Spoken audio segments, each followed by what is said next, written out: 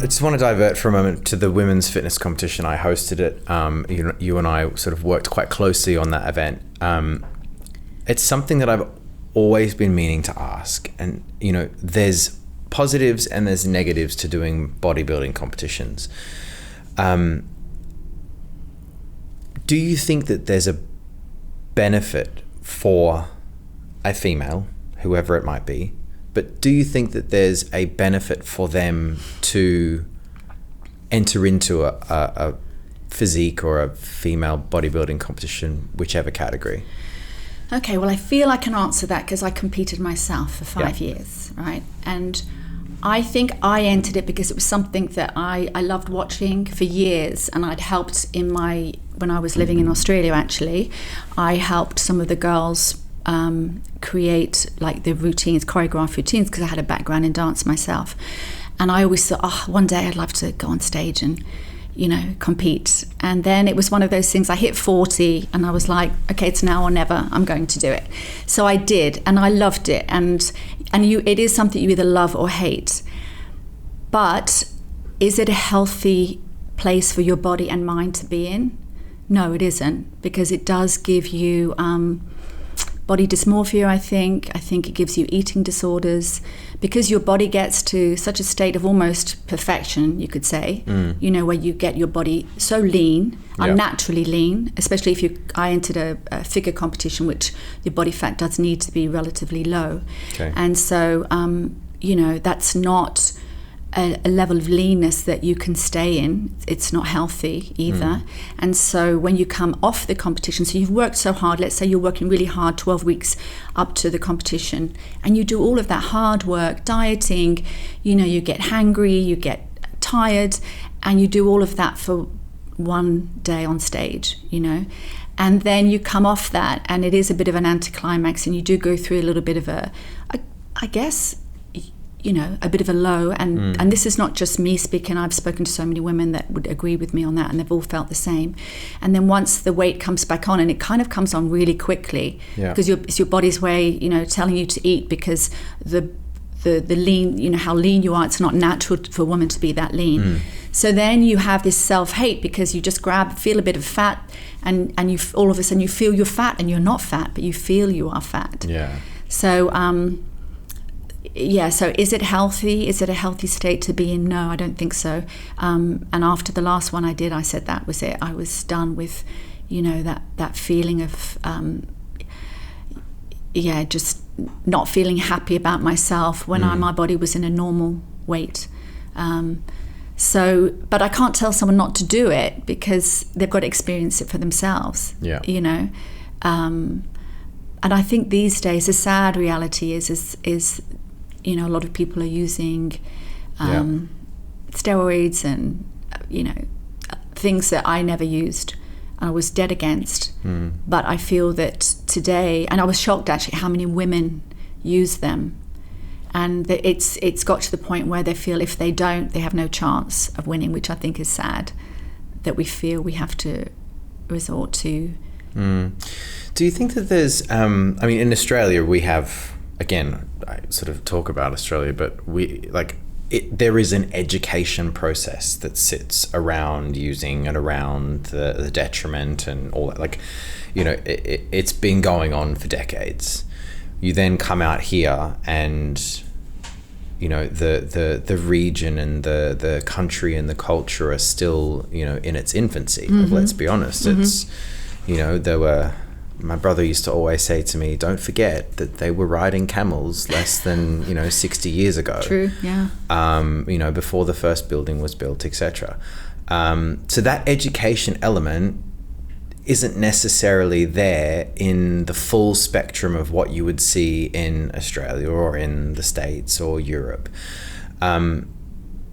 If there was a stronger education and knowledge base around those types of products within the industry, do you think that would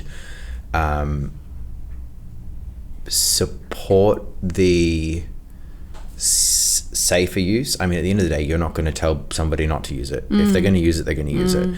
But do you think it would at least support a safer usage process, or it would give somebody enough information to make their own decision based on the knowledge that's been provided. The whole forewarned is forearmed. Do you think maybe something like that is missing in and around those types of spaces?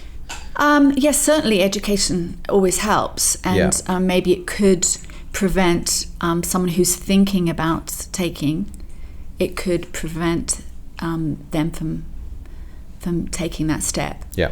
And I think it would also be great to have some natural athletes speak. Yeah. Those that have never taken anything and have shown, look what you can achieve naturally, because the body is incredible what it can achieve, without taking any of these enhancement drugs.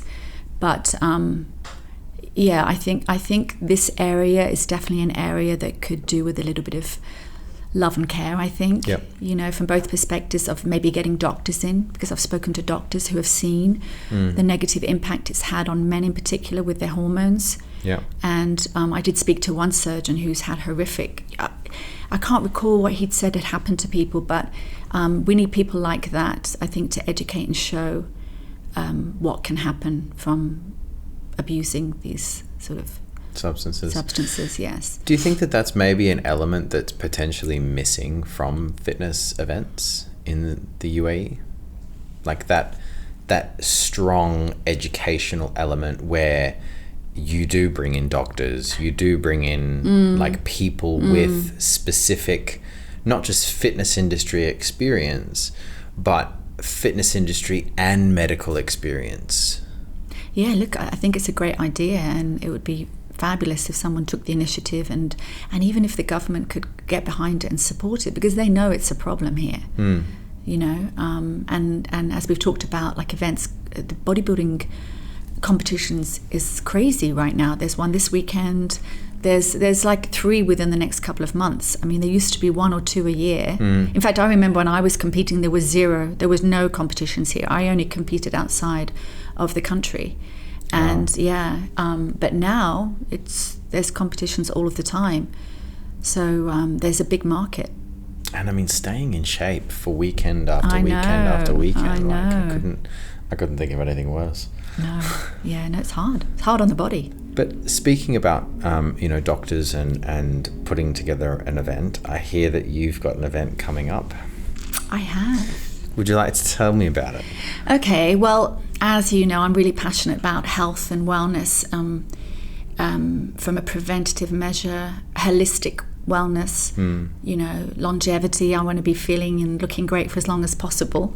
Yeah. And it's not just about fitness, but so many other elements to that. So we're bringing together a show with experts from all different fields of the health and wellness spectrum, doctors, psychologists, health coaches, nutritionists, and it will be an event in Abu Dhabi at the Abu Dhabi Exhibition Centre on November 4th and 5th, and it will be again about educating women, so a place that would only women can come to, because all of the topics are around women's health. I'm really excited about putting that together. It's something that I've wanted to do for a few years, and with my partner from the Abu Dhabi Sports and Fitness Expo. And finally we're going to put it together. Sounds exciting. Yeah. You got some doctors coming along? We do have some really good doctors, And I think it's the first time. There's a few events out there which are all about, catering towards a more corporate sector of women in business, empowering women. Yeah. But I want to see something for the softer side, the feminine side, women that aren't necessarily, they could be, but they may not be in the corporate world, but they're women that want to take care of themselves and that are a bit lost and don't know how to do that. And like I said, it's kind of a bit of a puzzle. So it's understanding it's not just about fitness, but there's all these other pieces to the puzzle. And so hopefully with these doctors and experts, they can, again, walk away learning a lot from, and maybe even open their eyes to the different the doctors and coaches, wellness coaches that are out there that can help them, that are based in the region.